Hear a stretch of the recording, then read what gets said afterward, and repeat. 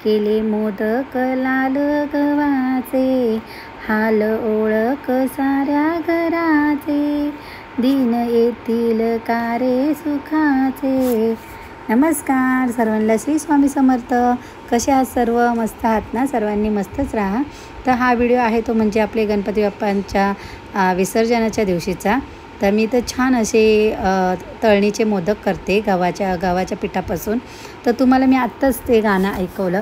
हे आपण लहानपणापासून ऐकतो हे गाणं। प्रल्हाद शिंदे यांच्या आवाजातल्या या ओळी आपण लहानपणापासूनच ऐकतोय। हे गाणं 1975मध्ये रेकॉर्ड झालं। या गीताचे गीतकार हरेंद्र जाधव या गाण्यामधून त्यांनी त्यावेळीची परिस्थिती सांगितली आहे। 1966मध्ये खूप मोठा दुष्काळ पडला होता। त्यावेळी लाल बहादूर शास्त्री हे आपले पंतप्रधान होते।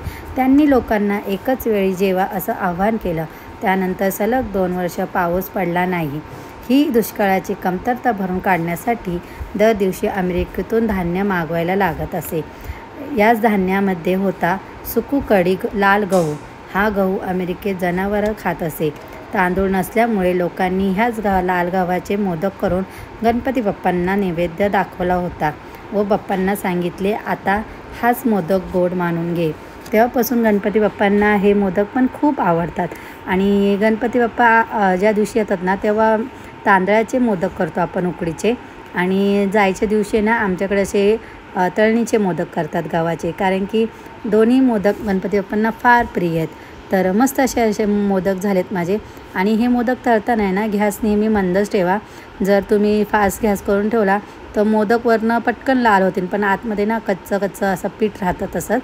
त्यामुळे मंद गॅसवरच तळा। आणि छान असे माझे मोदक करून झालेले आहेत।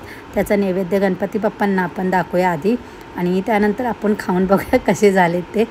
तर बघा, छान असे मोदक बाप्पांना नैवेद्य दाखवलं आहे।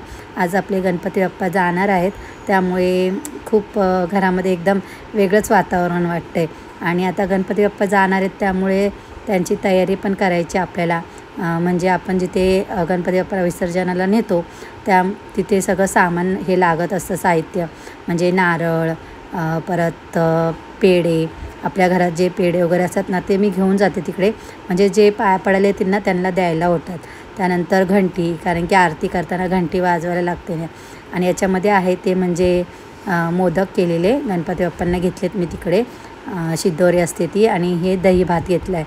आणि पाऊस पण खूप आहे त्यामुळे सगळं प्लॅस्टिकच्या पिशवीमध्येच घेतले।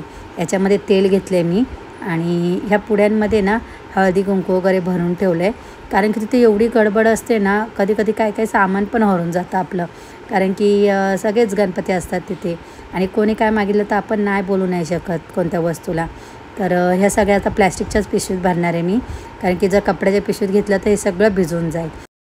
तर इथे आता गणपती बाप्पांची आरती चालू आहे, कारण की लाचची गणपती बाप्पांची आरती। आणि दरवेळेस सगळेजण कोण ना कोण आरती घेतच असतं। मला काही टाईम भेटत नाही एवढी आरती घ्यायला। मी आरती वगैरे बोलायला असते, पण प्रत्येकाला आरती घ्यायची असते, त्यामुळे मी कोणाला अडवत नाही। आणि ते आता गणपती बाप्पांची उत्तर पूजा होणार आहे, त्यामुळे ते मी मस्त असं स्वस्तिक काढलं आहे। आणि त्याच्यावर कलर म्हणून मी हळदी कुंकवानेच कलर करते, कारण की हे खूप पवित्र मानलं जातं हळदी कुंकू, त्यामुळे त्यांनीच कलर भरते मी। आणि इथे गणपती बाप्पांना आता खाली ठेवणार आहे आपण। ज्यावेळेस गणपती बाप्पांना आणतो आपण रात्रीचं, तेव्हा पण बघा आपण खालीच ठेवलेलं असतं पाटावरती। आणि आता नेताना पण आपण खाली ठेवायचं आहे, म्हणजे पाटावरतीच ठेवायचं आहे। आणि ज्यांना कोणाला दर्शन घ्यायचं असेल बाप्पांचं, ते येऊन दर्शन घेऊन जातात। आणि काही आपले दुःख, काही आपल्याला काही सांगायचं असेल बाप्पांना, तर आपण ते इथेच येऊन आता सांगायचं आहे। तर प्रत्येकजण काही ना काही मागतच असतं बाप्पांकडे, पण मी गणपती बाप्पांना एकच मागते की सगळ्यांना खूप चांगलं आरोग्य दे बाप्पा, आणि प्रत्येकाला सुखी ठेव, म्हणजे पुढच्या वर्षी तुझं स्वागत असंच आनंदाने करतील। विसर्जनाला न्यायच्या आधी कधी पण लक्षात ठेवायचं आहे, गणपती बाप्पांना संपूर्ण आपलं घर दाखवायचं आहे। किचन असू दे, हॉल असू दे, बेडरूम असू दे, पूर्ण गणपती बाप्पांना कोपरा दाखवायचा आहे, जेणेकरून गणपती बाप्पांचा आशीर्वाद ह्या घरावर असाच कायम राहील।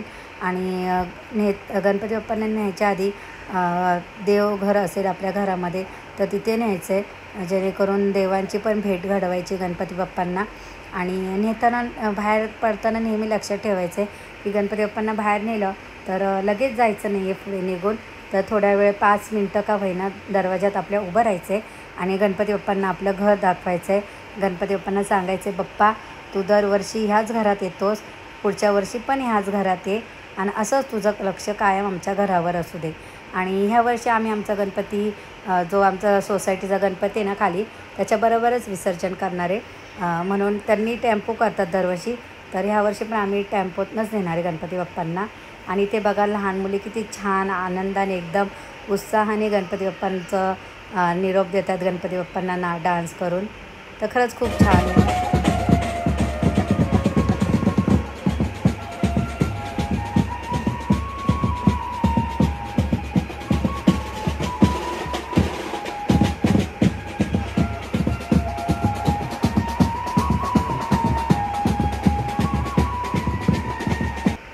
आपण जिथे विसर्जन करायला आलो आहे तिथे पण गणपती बाप्पांची छान अशी आरती घ्यायची असते.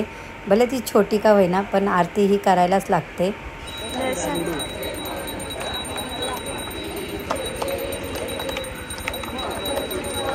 गौरी कुमळा शंकराची मूर्ती कुंकेश्वरा हिरे जडित मुकुट शोभतो बरा.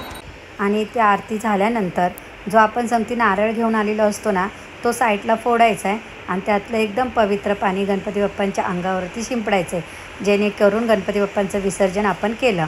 आणि त्यानंतर त्या लोकांना विसर्जनाला बाप्पांची मूर्ती द्यायची आहे. आणि बाप्पांची मूर्ती देताना नेहमी चेहरा हा आपल्याकडेच करायचा आहे बाप्पांचा, जेणेकरून गणपती बाप्पा जातानाही आपल्याकडेच त्यांचं लक्ष असलं पाहिजे. तर आपण नंतर मग एक छोटीशी आरती म्हणायची, ती म्हणजे निरोप घेतो आता आम्हा आज्ञा असावी, आम्हा आज्ञा असावी, चुकले आमचे काही, चुकले आमचे काही, त्याची क्षमा असावी. आणि घरी आल्यानंतर ते लोक ना पाटावर आहे ना थोडी माती देतात, तर त्या पाटावरच्या मातीलाच गणपती समजून आपण आरती करायची आहे. तर तुम्हा सर्वांना आजचा माझा व्हिडिओ कसा वाटला? जर खरंच आवडला असेल तर माझ्या व्हिडिओला प्लीज लाईक करा, शेअर करा, सबस्क्राईब करा. पुन्हा भेटूया आपण अशा छान व्हिडिओबरोबर. तोपर्यंत सर्वांना बाय. सर्वांना श्री स्वामी समर्थ. गणपती बाप्पा मोरया. पुढच्या वर्षी लवकर या.